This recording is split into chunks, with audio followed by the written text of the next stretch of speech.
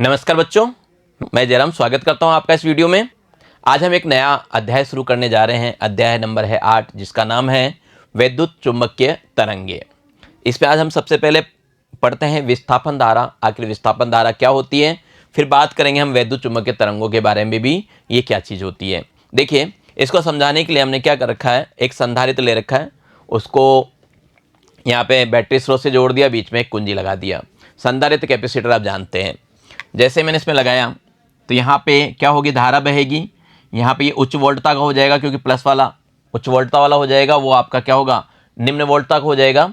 इसमें प्लस की धारा आ गई, इस पर माइनस की धारा आ गई। क्लियर, यहाँ पे प्लस की धारा आ गई और माइनस की धारा आ गई। अब देखिए, यहाँ पे एक किरचॉफ का नियम था, याद होगा आपको। किरचॉफ का नियम था कि किसी संधि पर बहने वाली धाराओं का बीजगणितीय योग क्या होता है, समान होता है। या फिर आने वाली धारा और जाने वाली धारा दोनों क्या होती है, बराबर होती है। लेकिन अगर मैं उस किरचॉफ के नियम की बात करूं तो यहाँ पे तो आने वाली धारा तो क्या कहते हैं, प्लस प्लस प्लस आ रही है, जो भी इसकी धारा हो। मान लो कहते हैं क्या है, आपका वायर है, कंडक्टर वायर है, तो आने वाली धारा तो क्या है, IC है। लेकिन इससे जाने वाली धारा यहाँ पे क्या आ रही है, धारा 0 आ रही है।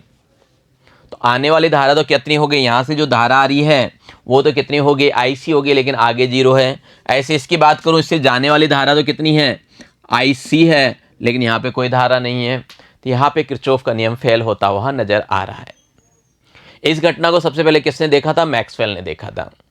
इस घटना को सबसे पहले मैक्सवेल ने देखा था। मैक्सवेल के दिमाग में एक बात आ रही थी, क्या आ रही थी कि जैसे ऑरस्टेड ने क्या किया था, ध्यान होगा आपको, क्या किया था, विद्युत युक्ति लगी हुई थी, वहां पे उन्होंने क्या किया, एक चुंबक को रख के देखा था, चुंबक कंपास, उसमें क्या हो रहा था, विक्षेपण आ रहा था। तो उसके आधार पर उन्होंने कहा था कि जहां पे विद्युत क्षेत्र है वहां से चुंबकीय क्षेत्र उत्पन्न हो सकता है। ठीक है, फेराडे ने क्या किया था, फेराडे ने चुंबकीय क्षेत्र को कम ज़्यादा कर रहे थे, फ्लक्स को कम ज़्यादा कर रहे थे, उससे विद्युत ला रहे थे। मैक्सवेल सोच रहे थे कि विद्युत क्षेत्र में भी अगर परिवर्तन किया जाए, विद्युत क्षेत्र में क्या हो, परिवर्तन करें तो कुछ घटनाएं तो जरूर घटती होगी, धारा बहती होगी। उसी धारा को विस्थापन धारा कहते हैं। अभी मैं समझा रहा हूँ विस्थापन धारा क्या है। तो उन्होंने ये देखा कि यहाँ पे किरचॉफ का नियम नहीं लग रहा, यहाँ पे क्या है, किरचॉफ का नियम नहीं लग रहा। तो एक नियम उनका फेल होता हुआ नजर आ गया कि किसी संधि पर बहने वाली जो धारा है, जो धारा आ रही है और धारा जा रही है, दोनों बराबर होते हैं, ये उनको पता था। यानी वहाँ पे उस बिंदु पे बीजगणितीय योग कितना होता है, 0 होता है। फिर उन्होंने ये भी देखा, एक आपको ध्यान होगा, एक नियम याद होगा आपको, एम्पियर का गॉस नियम था ये, B.ds बराबर था सिग्मा I के, राइट, याद होगा आपको। अगर मैं यहाँ पे बात करूँ इस वाले क्षेत्र की, एक अपन ने क्या किया, गाउस से परिपथ ले लिया। यहाँ पे मैंने क्या किया, इस गाउस से परिपथ ले लिया। इसके अंदर I कितना है, 0 है। इसके अंदर I कितना है, 0 है। तो उस परिपथ के लिए जो वो क्षेत्र ले रखा है ना, उसके लिए मैं बात करूँ BDS तो कितना आएगा, 0 आएगा। इसका मतलब क्या हो गया, ये जो B है, मैग्नेटिक फील्ड है, वो क्या है, 0 है। यहाँ पे इसके अंदर बीच में क्या होना चाहिए, मैग्नेटिक फील्ड क्या होना चाहिए, 0 आना चाहिए। अब एक हमने एक प्रयोग और करके देखा, इसके अंदर हम कंपास को ले जाके रख दिए इस क्षेत्र में। इस क्षेत्र में हमने क्या किया, कंपास को ले जाके रख दिया। कंपास को जैसे ही ले जाके रखा तो उसमें क्या हुआ, जो सुई थी, निडल थी, उसमें विक्षेप आ गया। निडल में विक्षेप आने का मतलब क्या है, वहाँ पे चुंबकीय क्षेत्र है। अब बताइए, आप थ्योरेटिकल बात मानेंगे या प्रैक्टिकल बात को मानेंगे। थ्योरेटिकल तो क्या आ रहा है, ये 0 आ रहा है। प्रैक्टिकल क्या हो रहा है, वहाँ पे चुंबकीय क्षेत्र मिल रहा है। तो मैक्सवेल ने इस चीज़ को नोट किया, और इस चीज़ को नोट करके मैक्सवेल ने कहा कि ज़रूर यहाँ पे कोई ना कोई एक धारा बह रही है। यहाँ पे क्या है, एक धारा बह रही है। इनको सत्य साबित करने के लिए किस किस को, एक तो किरचॉफ का नियम सत्य हो जाए, और ये गाउस का जो एम्पियर नियम था ये सत्य हो जाए। इनको सत्य साबित करने के लिए उन्होंने इस तथ्य को कहा कि इन दोनों के बीच में एक धारा और बह रही है, जिसको उन्होंने विस्थापन धारा कही, ID। यहाँ पे बीच में क्या है, एक धारा और है, और वो किसके बराबर है, तो देखिए, यहाँ से जाने वाली धारा इस पे जा रही है, अंदर प्रवेश कर रही है, और निकलने वाली धारा क्या होनी चाहिए, बराबर होनी चाहिए। तो यहाँ से तो क्या हो गया, IC, और यहाँ से क्या हो गया, ये ID। तो IC और ID क्या होनी चाहिए, यहाँ पे बराबर होनी चाहिए। IC और ID क्या होने चाहिए, बराबर होने चाहिए। तो यहाँ से भी बात अपनी सिद्ध हो गई। दूसरा ID और इधर IC बराबर हो जाएगा। तो यहाँ पे क्या हुआ, किरचॉफ का नियम भी लग गया और इसके बराबर आ गई। तो उन्होंने ये कहा, क्या कहा कि बीच में एक विस्थापन धारा है, यहाँ पे जो धारा आ रही है वो क्या है, विस्थापन धारा है, और इस नियम को बदल दिया। उन्होंने कहा इसको सिग्मा I जो है आपका, यहाँ जो यहाँ पे लिखा हुआ है सिग्मा आई, वो सिग्मा आई को उन्होंने क्या कहा, उन्होंने कहा सिग्मा आई को आप यूँ लिखिए आई सी प्लस आई डी, यानी चालक की धारा और एक विस्थापन धारा और आ रही है, जहाँ पे विस्थापन धारा नहीं होगा वहाँ जीरो हो जाएगा। तो इस चीज़ को उन्होंने बदल के कहा। तो समझ गए होंगे विस्थापन धारा क्या होता है, क्लियर एक बात को। इन दोनों के संधारित्र के बीच में भी क्या है, एक धारा बह रही है, इसी को हम क्या कहते हैं, विस्थापन धारा कहते हैं। धारा इधर से उधर विस्थापित हो गई, क्लियर। चलिए अब हम लिख लेते हैं इस चीज़ को, ये बात तो हमारी समझ में आ गई। तो लिखें विस्थापन धारा माना एक समांतर प्लेट संधारित्र को बैटरी बी से जोड़कर आवेशित किया जा रहा है। चित्र आपको दिख ही रहा है, आप साफ वाला चित्र बना सकते हैं। आप कहें तो मैं इसको साफ कर दूं, ये चीज़ें आपको क्या है स्पष्ट नज़र आ जाएगी। ठीक है, हमने ये कर दिया। हमने क्या माना, एक समांतर प्लेट है ना, हमारा क्या है एक समांतर प्लेट संधारित्र, इसको किससे जोड़ा है, बैटरी, हमने यहाँ पे बी बैटरी से जोड़ के आवेशित किया है। ठीक है, क्लियर यहाँ तक। संधारित्र के आवेशन या निरेवेशन के समय संधारित्र को किसी प्लेट पर किरचॉफ का प्रथम नियम लागू नहीं होता, यानी जब आवेशन कर रहे हैं तब, जब निरेवेशन कर रहे हैं, निरावेशन यानी कम कर रहे हैं, यानी यहाँ पे एकदम से विद्युत क्षेत्र बढ़ रहा है और एक में एकदम से क्या हो रहा है, विद्युत क्षेत्र घट रहा है, विद्युत क्षेत्र में अचानक परिवर्तन होता है, उस वक्त किरचॉफ का प्रथम नियम लागू नहीं हो पा रहा। क्यों, अभी बताया आपको, क्योंकि संधि प्लेट पर आने वाली तथा जाने वाली धाराएं समान नहीं होती है। इसके लिए क्या किया, इसलिए मैक्सवेल ने विस्थापन धारा की अवधारणा दी और इन्होंने बताया कि जब संधारित्र का आवेशन या निरावेशन होता है तो संधारित्र की प्लेटों के मध्य विद्युत क्षेत्र की तीव्रता में क्या होता है, परिवर्तन होता है। क्या होता है, संधारित्र की प्लेटों के मध्य विद्युत क्षेत्र की तीव्रताओं में परिवर्तन होता है, जिससे प्लेटों के मध्य विद्युत धारा प्रवाहित होती है और इसे हम क्या कहते हैं, विस्थापन धारा कहते हैं। इसको हम क्या कहते हैं, विस्थापन धारा कहते हैं। माना हमने संधारित्र के प्लेटों का क्षेत्रफल कितना है, ए है, और आवेश को क्यू मान लिया, तो प्लेटों के मध्य विद्युत क्षेत्र की तीव्रता ई बराबर क्या होगा, आपको पता ही है सिग्मा बटे एप्सिलॉन 0।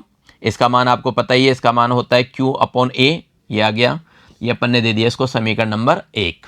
प्लेटों के बीच की सतह से गुजरने वाला विद्युत फ्लक्स गाउस के नियम से क्या होगा, अपने को पता ही है, फाई ई बराबर ई ए, ई का मान रख दीजिए समीकरण 1 से, ये अपन ने उसका मान रख दिया क्यू बटा एप्सिलॉन 0।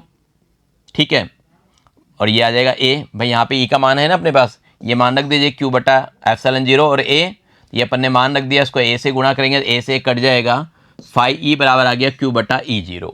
अब आपको क्या करना है, इसका टी के सापेक्ष अवकलन कर दीजिए, इसका टी के सापेक्ष अवकलन किया दिया जाएगा डी फाई बटा डी टी, इधर आ जाएगा 1 अपॉन एप्सिलॉन 0 डी क्यू बटा डी टी। डी क्यू बटा डी टी आपको ध्यान होगा क्या होता है, क्या होता है, धारा होती है, तो इसको अपन ने विस्थापन धारा कहा, आई डी डी क्यू बटा डी टी। ठीक है, आई डी बराबर क्या हो गया, डी क्यू बटा डी टी। अब देखिए यहाँ से इनको सरल करेंगे तो यहाँ पे आपके पास क्या आ जाएगा, ये चीज़ अपने पास आ जाएगी epsilon 0 D phi E D T के बराबर। इसको दे दिया समीकरण नंबर 3, इनको हल करोगे तो ये अपने पास आई डी बराबर आ जाएगा ए एप्सिलॉन 0 डी ई बटा डी टी। इसको आपको क्या करना है, समीकरण नंबर 4 दे देना है। तो मैं विस्थापन धारा की अगर परिभाषा देने की बात करूं तो विस्थापन धारा की परिभाषा क्या होगी, विद्युत क्षेत्र या विद्युत फ्लक्स में परिवर्तन के कारण संधारित्र की प्लेटों के मध्य प्रवाहित विद्युत धारा विस्थापन धारा कहलाती है। क्या कहलाती है, विस्थापन धारा कहलाती है। इसके लिए एम्पियर मैक्सवेल का नियम आया, जो कि अभी थोड़ी देर पहले मैं बता रहा था। ये चीज़ आपको एम्पियर के नियम से मालूम है, बंद समाकलन बी डी एस बराबर क्या होता है, म्यू 0 सिग्मा आई के बराबर होता है। ठीक है, यहाँ पे आपको क्या करना है, दो धाराएं लेनी है ना, दो स्रोत लेने हैं, एक तो परिचालन धारा और दूसरा विस्थापन धारा, यानी आई सी और आई डी। जो सिग्मा आई है वहाँ पे इसका प्रयोग करना है, आई सी प्लस आई डी, तो वहाँ पे इसका प्रयोग करोगे तो ये आपका सूत्र बन जाएगा mu 0 I C plus I D. इसे मैक्सवेल का नियम कहा जाता है। आगे हम समीकरण पढ़ेंगे, मैक्सवेल के समीकरण में भी इसको प्रयोग में लेंगे। साथ में आपको ये भी पता है आई डी अभी हमने निकाला, आई डी क्या था, ये था अपने पास, है ना, एप्सिलॉन 0 डी फाई बटा डी टी।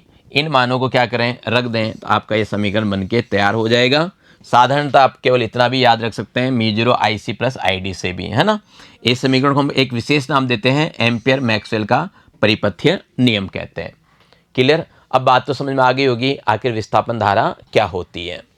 इसके संदर्भ में मैक्सवेल ने कुछ समीकरण बताए, हालांकि पुराने समीकरण को ही काम में लिए गए, लेकिन ये सारे क्या हुए, मैक्सवेल के समीकरण के नाम से प्रसिद्ध हो गए। मैक्सवेल ने विद्युत एवं चुंबकत्व के नियमों को गणितीय सूत्रों में लिखकर 4 समीकरण प्राप्त किए थे, जिन्हें हम मैक्सवेल का समीकरण कहते हैं।